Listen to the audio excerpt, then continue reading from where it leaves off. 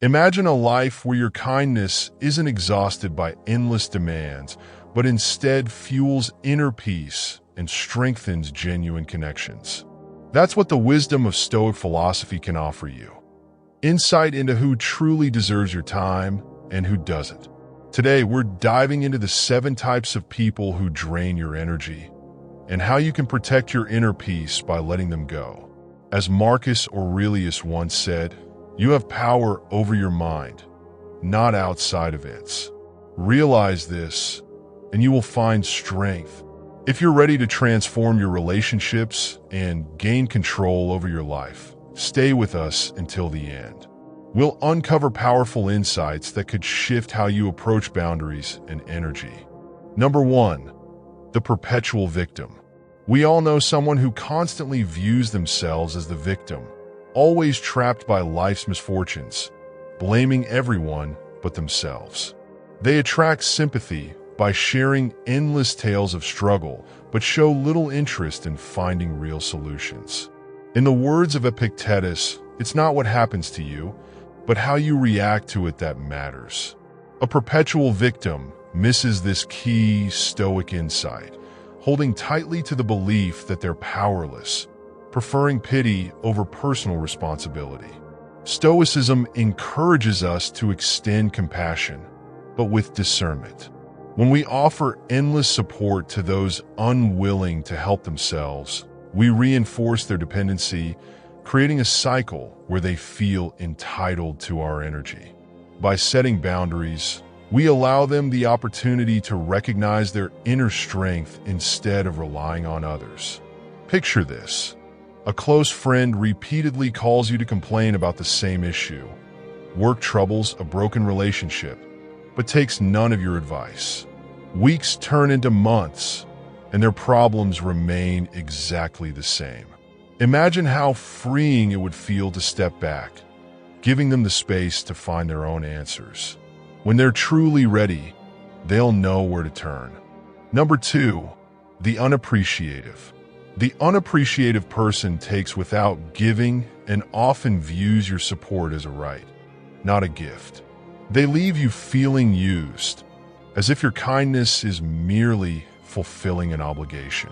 As Marcus Aurelius noted, the happiness of your life depends upon the quality of your thoughts. Stoics believe that acts of kindness should come from virtue, not from an expectation of gratitude. But helping those who never acknowledge our efforts can drain us emotionally and lead us to doubt our worth. When we feel appreciated, there's a balance, a natural flow of give and take. But with the unappreciative, that balance is shattered. Stoicism urges us to invest our energy where it can foster growth, not into someone's bottomless well of neediness.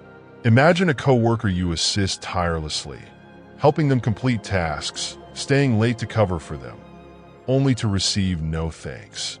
Worse, they expect more. Now, envision reclaiming that time and investing it in people who truly value you. Imagine how much lighter and more fulfilled you would feel. Number 3, the manipulator. Manipulators use subtle control, often disguised as friendship or need, to pull you into their orbit. They make you feel obligated to help, using guilt or emotional pressure to keep you involved. Epictetus advises us to maintain control over your own actions and decisions. In Stoic thought, genuine assistance must be freely given, not driven by guilt or compulsion. Manipulators thrive on this invisible power, making you feel as if you owe them support, though they rarely return the favor. By recognizing manipulation, we regain our autonomy, allowing us to help others out of virtue, not coercion. Imagine a friend who consistently seeks your help yet never reciprocates, making you feel as though you're always falling short. Now, picture reclaiming your freedom by setting boundaries, choosing when and whom to help without the strings of guilt. Imagine the peace of mind that would come with this new clarity. Number 4, the lazy. Laziness is a trap, and those who fall into it often drag others down with them. The lazy person chooses the easiest path, avoiding responsibility and effort, expecting others to do the hard work. Marcus Aurelius warned, "If you waste your time, you will never get it back." The Stoics teach us that time is a precious resource, and helping the lazy often means wasting that invaluable asset. Helping a lazy person reinforces their inertia, making them reliant on your support instead of learning self-discipline. When we step back, we allow them to face the reality of their own choices. As Epictetus said, "No great thing is created suddenly. True progress demands action and dedication, qualities the lazy often avoid." Think of a family member who constantly complains about their life but never takes action to improve it. You suggest ideas, even offer to help them get started, yet they remain unchanged. Now imagine choosing not to engage, freeing yourself to focus on people and activities that bring growth, not stagnation. Number 5, the chronic critic. Chronic critics are relentless in their disapproval, finding faults even where there are none. They criticize not to improve, but to diminish, often spreading their negativity to everyone around them. Marcus Aurelius reminds us the tranquility that comes when you stop caring what they say or think or do. Stoicism teaches that peace of mind depends on who we allow into our inner world, and chronic critics are often toxic to that world.